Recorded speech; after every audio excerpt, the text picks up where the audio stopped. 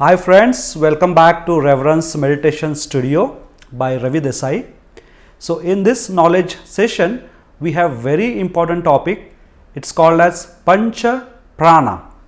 As name signifies, Pancha means 5 and Prana is life force energy which we breathe through the air.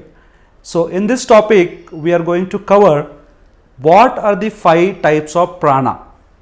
As I said, Pancha Prana, 5 types of prana. But before moving there, we need to understand what is prana. In the ancient scriptures or in Vivekananda's works, it is written the universe is made up of 2 things, matter and energy. Matter is basically space, akasha, and energy, the life force energy, is prana. So the prana and akasha, it is also called as Purusha and Prakriti. These 2 things make the universe. So just to understand in a very simple way, this body, it doesn't operate on its own. The body has so many systems in it. We have digestion system, we have elimination system, we have reproduction system, we have nervous system, we have blood circulation system. So to run all these systems and processes, to do all this work, we need a fuel, we need a energy, and that is prana. So basically in your phone, the charge is prana. In your car, the fuel is prana.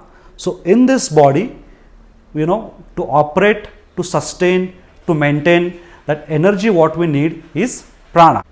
See, the knowledge about these things used to be given in the ancient schooling systems like Gurukul, but with British education system, these things are systematically destroyed.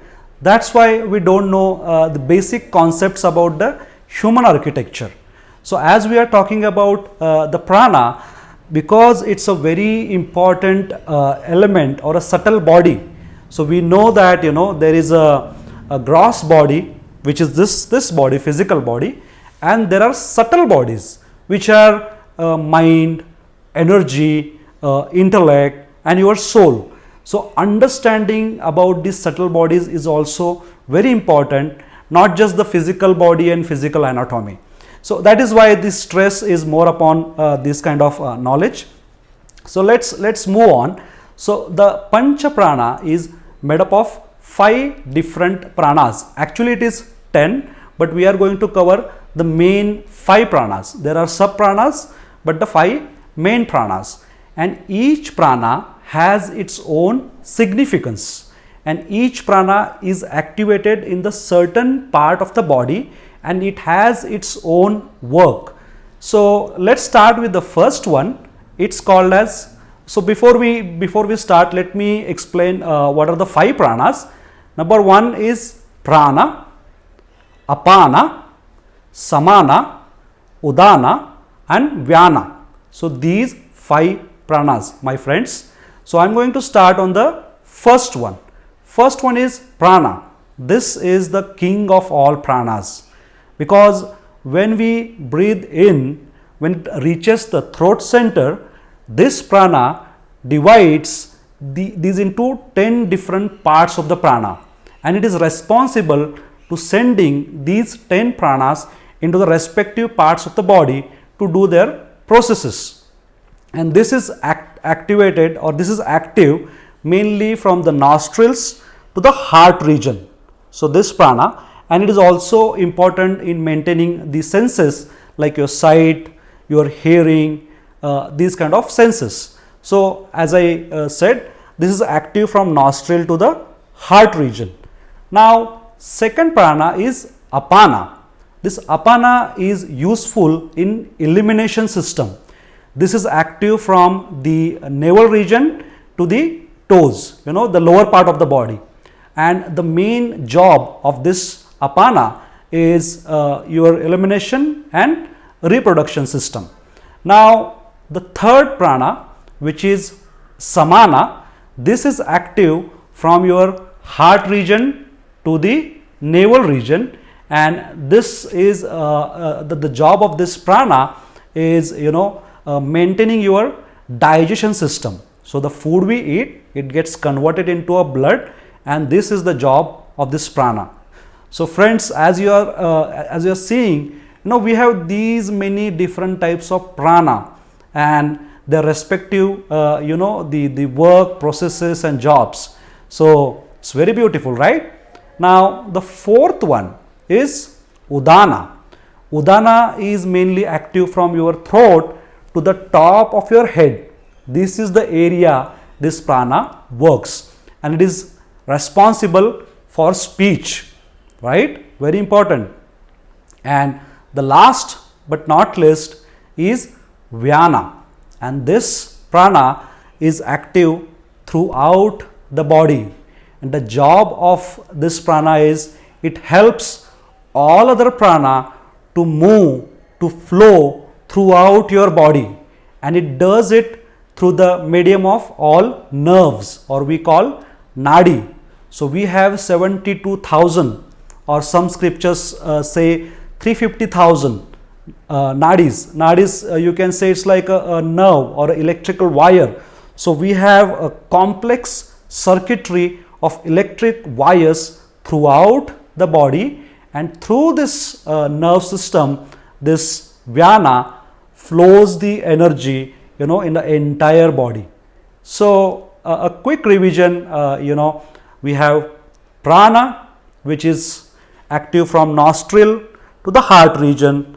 We have apana, navel to the lower part of the body. We have samana from heart region to your navel region. We have udana, throat to the top of the head, and vyana throughout the body. Now, as we understand, these pranas, when they are at their optimal level into our body, all the processes are running smoothly. But what happens is, we drain prana every now and then. I mean, mainly with our job, with our work. If we are being into the negative things, it drains the prana, and as prana starts depleting in the body, we catch the diseases in the body, disease in the mind. And because this is the fuel, guys, and if the fuel is not enough, obviously your system will start malfunctioning. So what we need to do is, we have to ensure that this body has enough prana in it. And how do we do it? The first thing is pranayam. That is why this much of stress on pranayam throughout the ancient culture.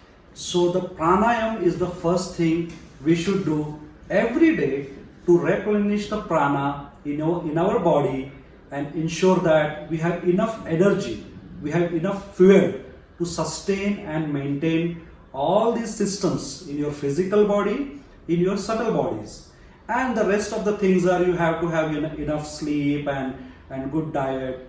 And the last but not least is not being into negative things, because the moment you get into those kind of things, definitely your prana starts draining. And that is why when you come out of any argument or any meeting where you have stressed yourself, you feel less energy, you feel lethargy. So avoid these things so that you have enough prana all the time. And this is the knowledge which we should have at the right age, so that we know what does it need to sustain this complex and beautiful mechanism given by the nature, given by the God. So this is what is PanchPrana for you guys, 5 main pranas. So keep on getting this knowledge through my videos, or definitely there's a lot of material online, but we have to ensure that we understand the human mechanism properly, as Sadhguru keeps on stressing on this point. Even Vivekananda has said that you might know all the facts in the universe, but if you don't know who you are still in a kindergarten of spirituality. Because if you don't know who you are, you have to start from very scratch. But no worries guys, I have also started a little bit late. Better late than never. And we have the beautiful knowledge about PanchPrana. Thank you for spending your valuable time in getting this knowledge. Thank you very much.